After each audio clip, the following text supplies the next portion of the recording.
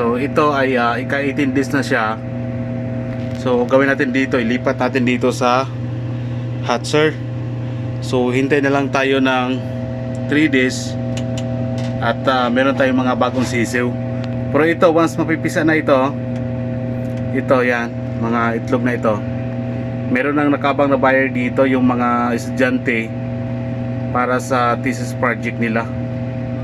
Okay, kukunin lang ngayong July 26. So ngayon is July 16. So ano na lang, mga 10 days to go na lang. Kung ilan yung mga sisiw dito, yan yung kukunin sa mga estudyante. So medyo maraming sisiw na ito. So abang-abangan na lang natin, mga 3 days mula ngayon, may panibago na naman tayong mga sisiw. So yan la, ready na sa hatcher. Bali dalawang hatcher yung ginagamit natin, yung isa nandito. Okay, so hintay na lang 3 days, may sisiw na tayong bago. A few moments later. So yun nga no, after 3 days natin ay meron na tayong mga bagong mga sisiw. Yan no, ganito ginagawa ko, kinukuha ko yung mga eggshells nila dahil lalanggamin sila.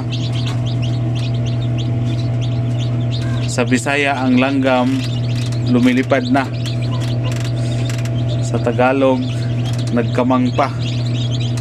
Okay, so magtagalog na lang. Actually Bisaya ta, pero nagtagalog ta para sa lahat, kasi sabi nila magtagalog raw para maintindihan sa iba, kasi hindi daw lahat followers at saka subscribers ko sa YouTube mga Bisaya. So yan. So after 2 days pala, not 3 days, kasi ika-18 days nilipat natin dito sila sa hatcher. Then pag 2 days ngayon, ika-20 days nila, may mga sisiw na sila. So ibang klaseng incubator to. Pero yung ang normal na mahats yung mga itlog sa mga manok is 21 days. Pero ika-20 days nila ngayon, pero may mga sisiw na.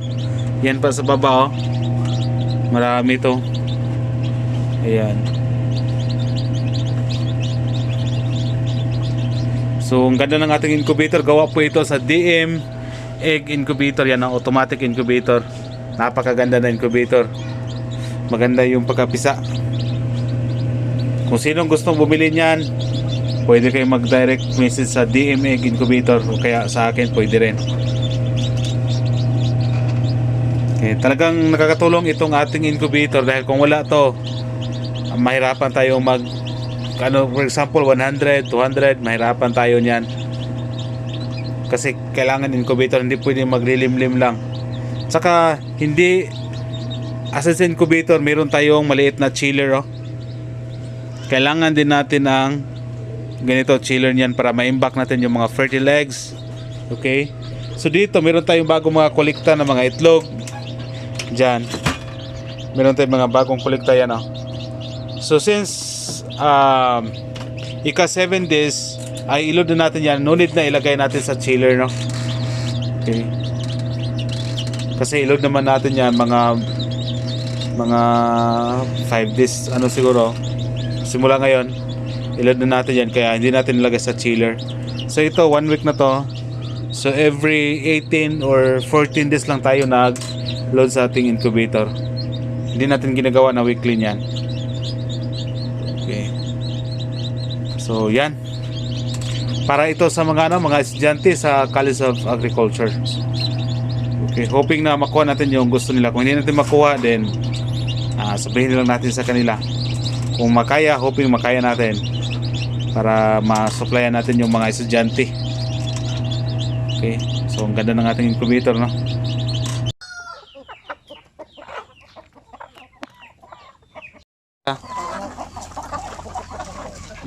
Sige.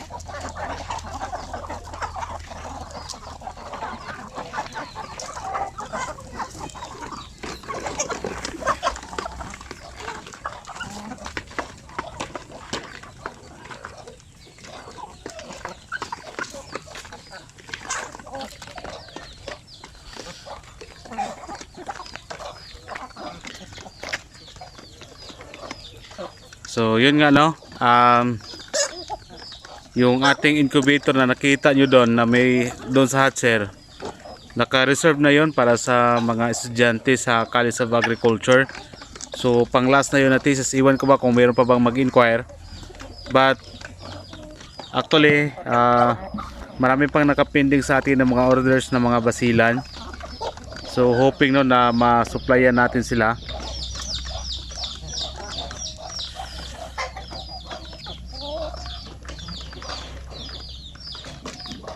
So yun know, dami na po natin mga manok.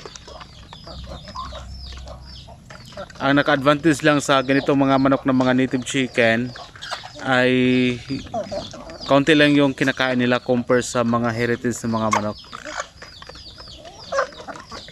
Pero sa pangingitlog, mas advantage ang mga heritage ng mga manok compare dito sa ating mga native chicken.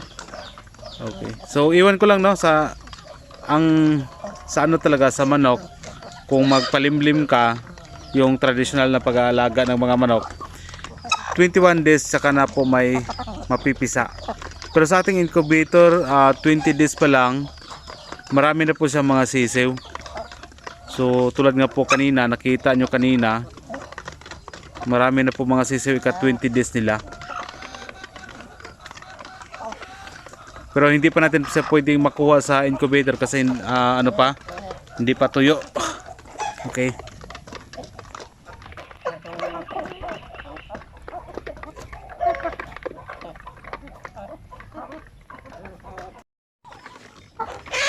So actually yung feeds nila, may nakahalo po dyan na ano, mga kanin at saka mga commercial na feeds.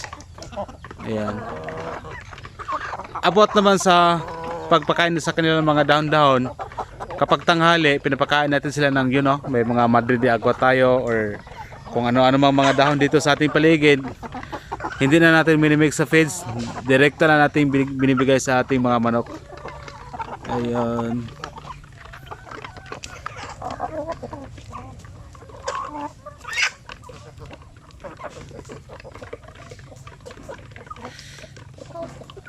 So actually, laging may nagtatanong kung saan po yung lugar namin. Dito kami sa Alay, Bukidnon. Boundary kami ng Cagayan de Oro City at saka Bukidnon. Okay.